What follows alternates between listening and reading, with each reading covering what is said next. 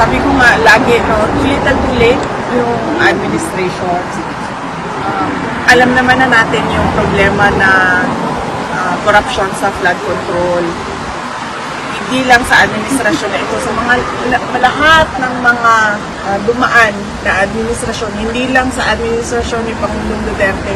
Alam na natin yan lahat. Naging mayor ako 2010. Meron ng issue ng flood control corruption. And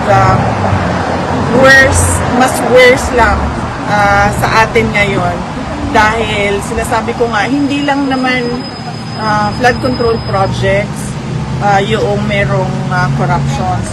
As early as 2024, noong nag-resign ako sa Department of Education, matagal ko pinag-isipan yon kung magre-resign ba ako at sasabihin ko ba kung ano yung mga experiences ko as a Secretary ng Department of Education. Nag-decide ako na magsalita talaga kung bakit.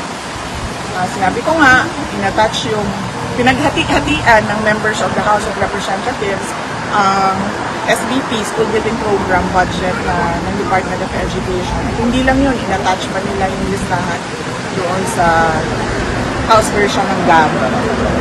Pero, and alam yun ni President Marcos, BBM, alam niya yun, kasi tinake up din yun during a meeting in Malacanang. Pero he looked the other way. So, magdududa ka kung bakit bigla ngayon ay merong silang palabas na malaking investigation ng flood control projects. Ibig sabihin, meron na naman siguro silang niluluto